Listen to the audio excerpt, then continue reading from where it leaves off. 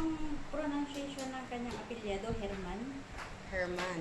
Marianela Herman? Labor attache. Wow, si ate.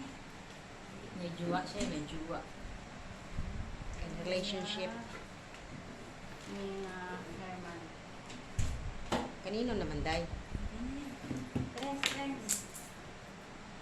Kanino siya naging relationship, Day? Okay lang. Pag alam mo, sabihan mo naman ako. Relationship. Wow, pinaganda. It's time to ganda my hair. Hoy, isauli niyo to sa akin, ha? Ay, may dala. Ano naman yan sa uli namin, Day? May dala akong panali ng buko na kayo kay... Saan na ba yun? Thanks sa tagapaganda ng hair ko. Dahil sa kanya, gumanda ang hair ko. Kahit sa hair man lang. Tapos ka na, Day. Asa na to? Ay, LBG. ay, Uy, hala, hala. hala. Ano yun? Ang pusa lang yun? Oo. Wala, grabe siya. Nagwawala na. Tinanin. Kailangan isama sa anniversary yan. Umaga na Gusto sa'yo. siya mama. Ring ha? Sulit mo to sa akin, ha? Ano yung meron, Day? Nakatingin siya sa... Okay. Sana walang mamitas dyan sa buhok ko. Uy, naku, wag mong ipapitas, boy. Ming-an. Ayan na, ang ganda-ganda. Okay na? Tapos na? Paano ba?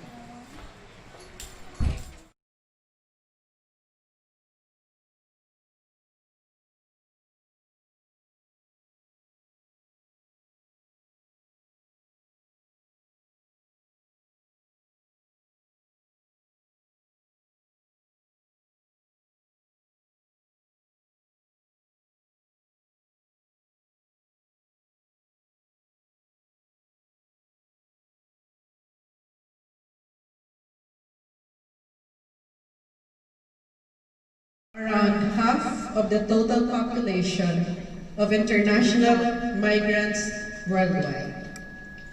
They move more and more as independent workers, usually to more developed countries, in search of a better life for themselves and for their families.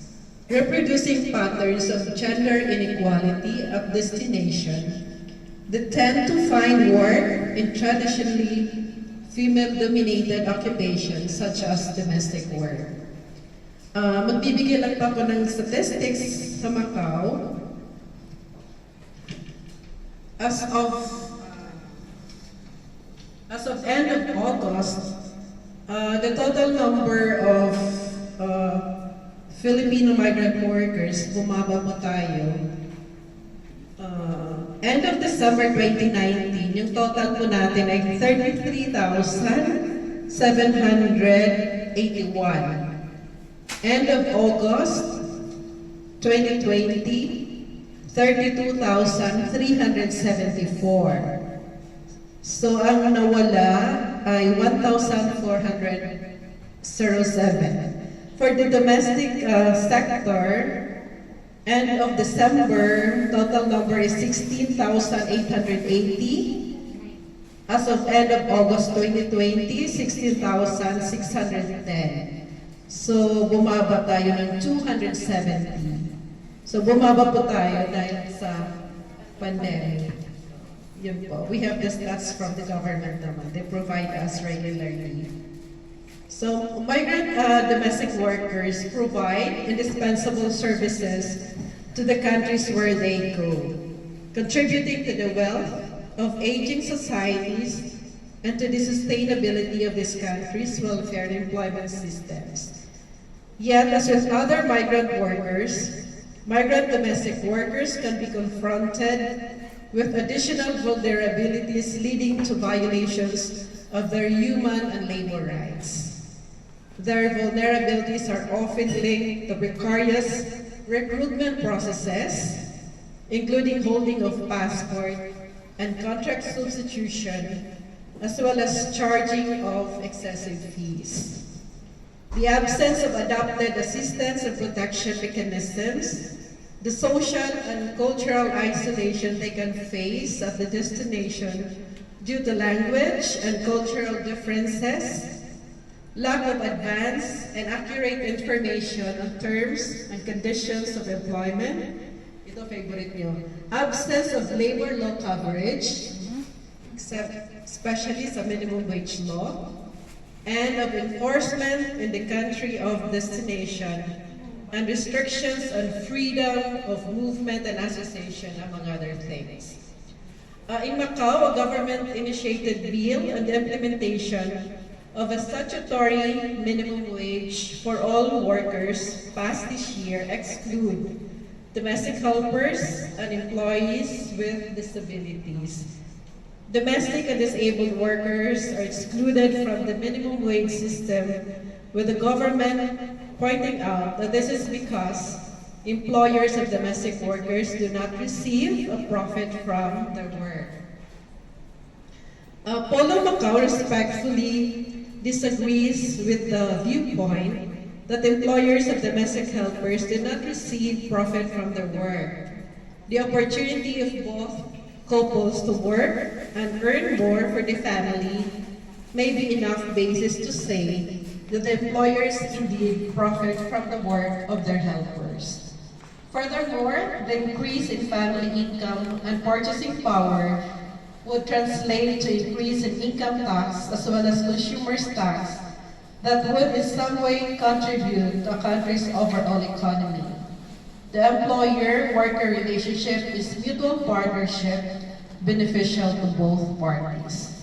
So, suportado po kami sa panawagan nyo na masama kayo sa minimum wage law. Yes, thank you.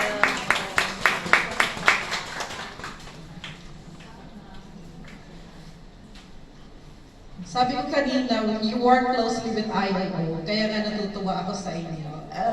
The International Labor Organization recognizes the specific vulnerabilities to which migrant domestic workers are exposed and the need to improve labor and migration laws and policies, including policy coherence between them.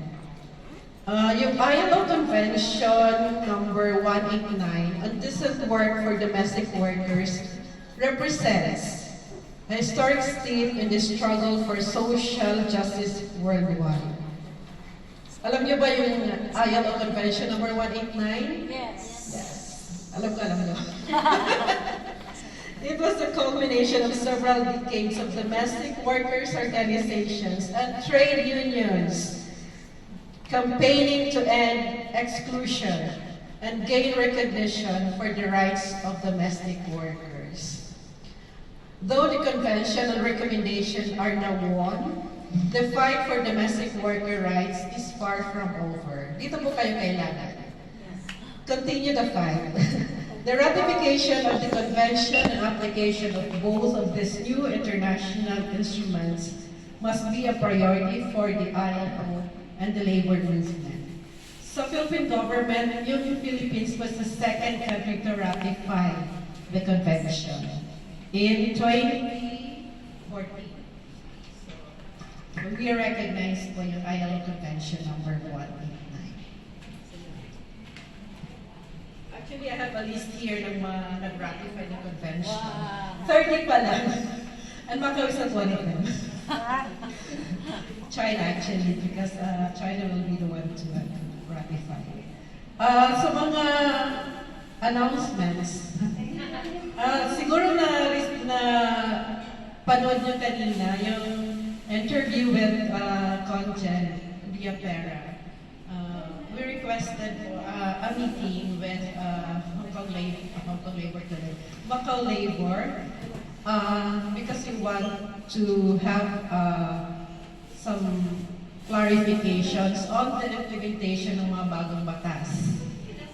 Yung pong tourists not allowed to apply work here, and you have to exit and come back with a visa. And then the employment agency law, which will be implemented next year. So yun po. If you have any, like, you can give me some sort of a position paper if there are other if there are topics or issues that you want us na ipagparating. I know you are being consulted.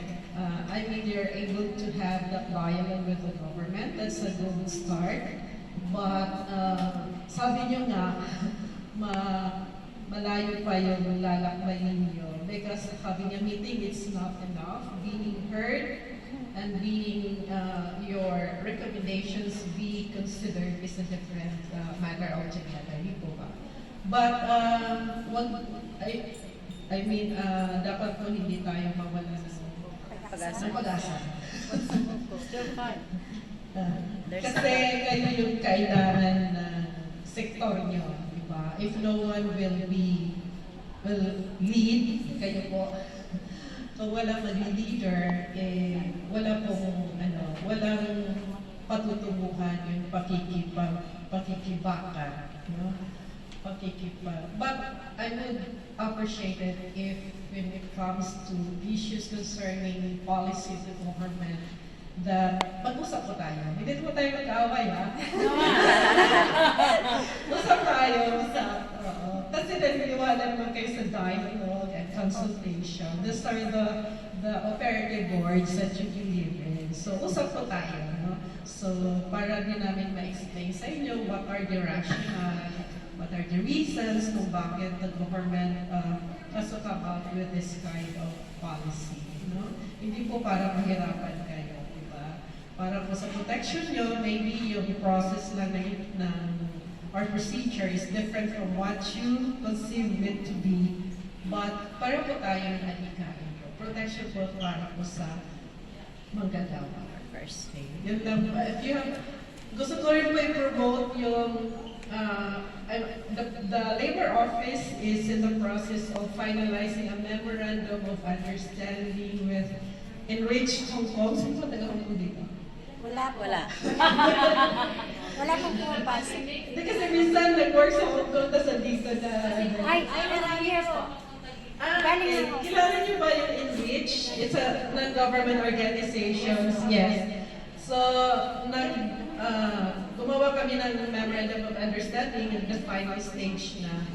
And we're going to conduct develop programs for your domestic workers, financial literacy programs, specifically for your sector. So siguro pag na-finalize na siya, napirmahan na namin, I'm just waiting for the authority from Manila for me to sign. We will, if it's okay, we can have a partnership with your group so you can identify those.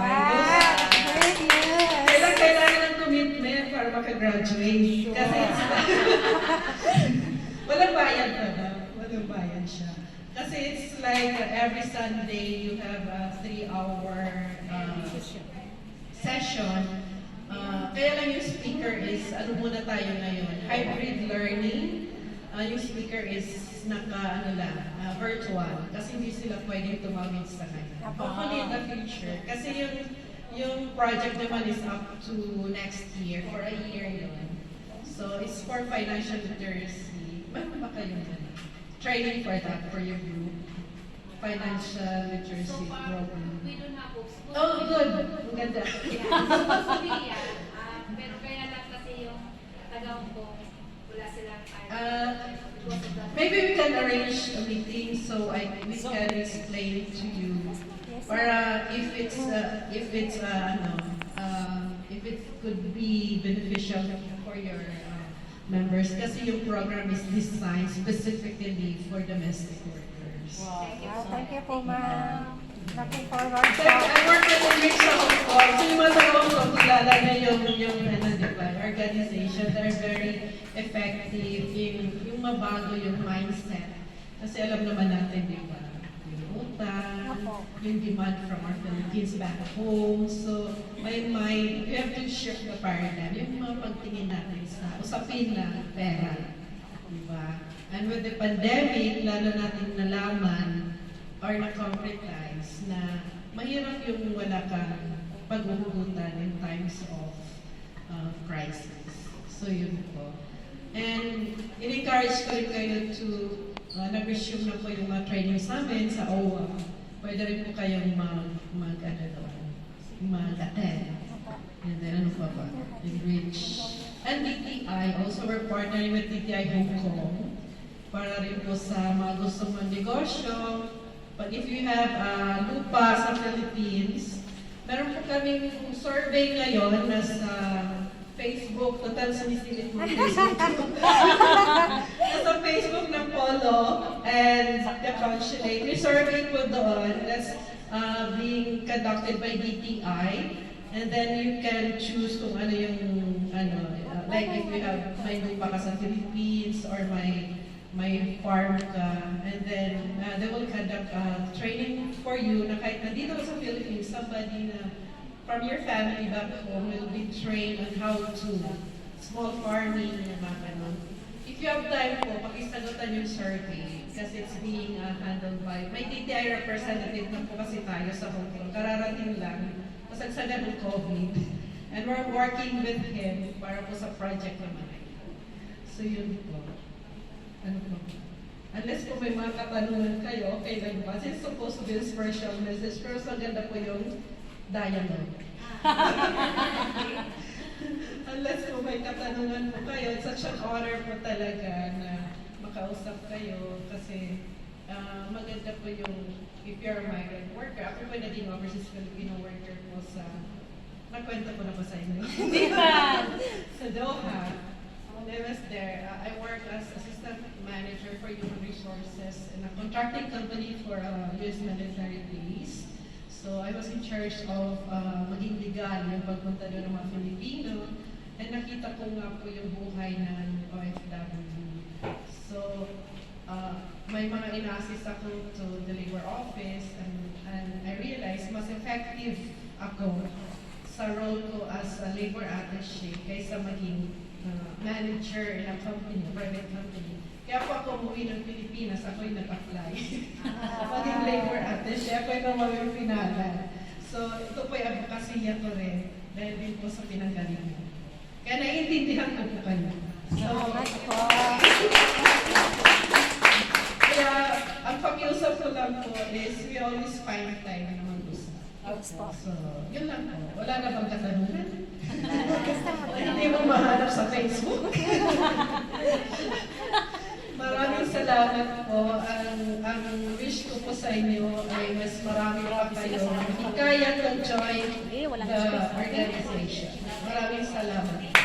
Thank you so much.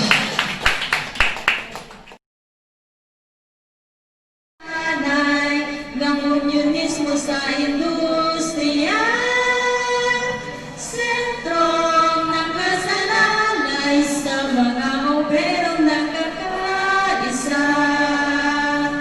Sa wastong pasahod at seguridad, ating itaguyod layong dignidad. Sentro ang hayat sa hanay ng unionismo sa industriya. Sentrong nakasalalay sa mga obrerong nagkakaisa. Sentrong nakasatibay ng mga obrerong nagkakaisa. Anti-investigation or intelligence group is the same. So I'm happy today because some of leaders are here today, and maybe the other leaders I not knowing, and also our visitors. What names? Ruti Berhas. Okay. So my brother, sister.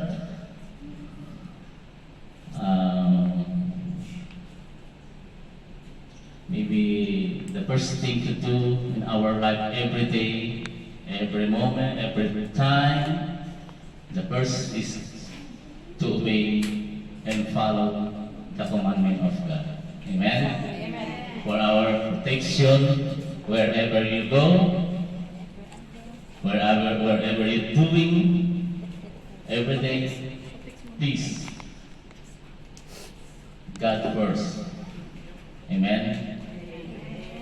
and give all your needs, everything that you need in your life as a physical here in modern time, here on earth, is much better to first God and love God. That's why He gave commandment: love God with all your heart, with all your mind, with all your strength, and with all your spirit. Amen. And the second, like this, community, gathering. Love your neighbor as yourself. Amen. And much more than that, the last commandment. I think all people are here today is have experience to fight each other. You know that? Love your enemy. Amen. If you do that, God is become a disciple. Amen. That's very important to us today. Love your enemy. Amen. What you do? You can go to a house and knock the door and kiss your. No.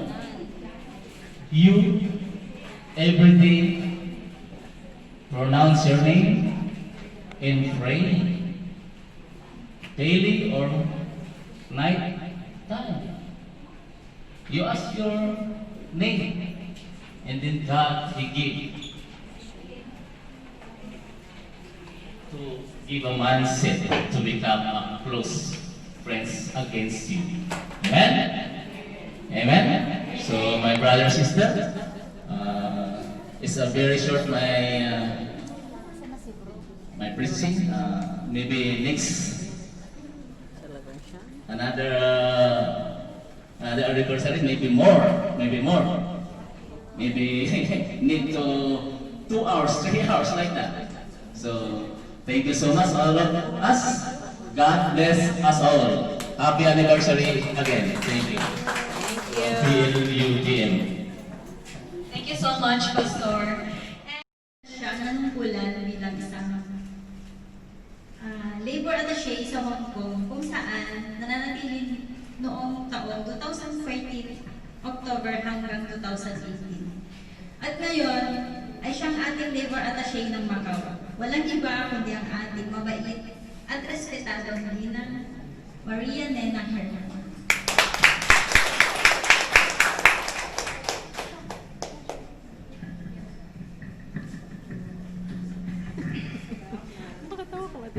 Can you hear me?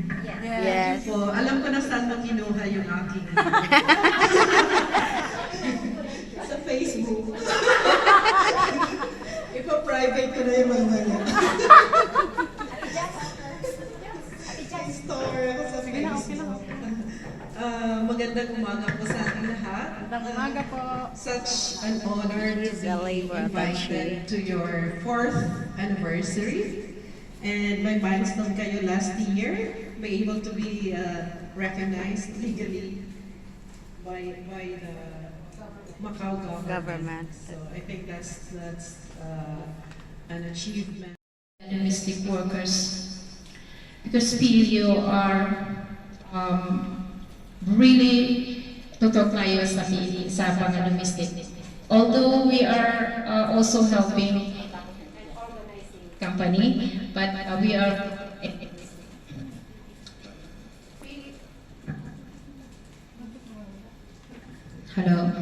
PLU have program. This includes organizing and repeating regular training, workshop and seminar to develop the enhance to become a perfect members and leaders of PLU.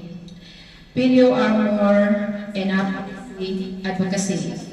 So this is our first conference with with our sisters. PLU start early 2015.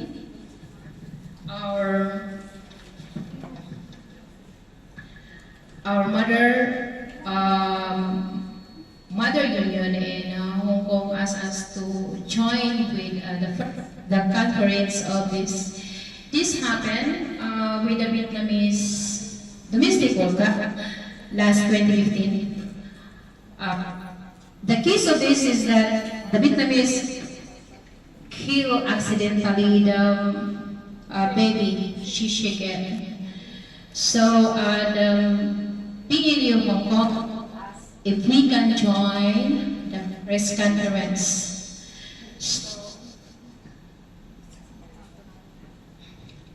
Late 2015, Intro, our affiliate in Philippines, called a meeting if the Hong Kong wanted to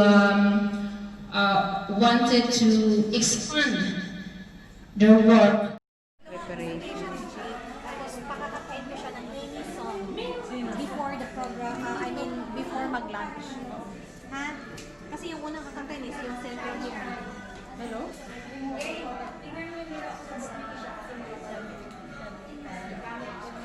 Ito na yun. Malapit na kami nag-start sa aming programa for the 4th anniversary celebration sa PLU. Naka-ready na itong mag-convo. Makasamahan ko. Ito na siya. Today, tutor yung mga taga-food committee. Busy din sila nag-prepare. Wala, dili ko sugod si Kuan. Lolo. Ito yung big boss namin. Busy siya sa kalkal ng YT din niya. Mag-start na rin kami.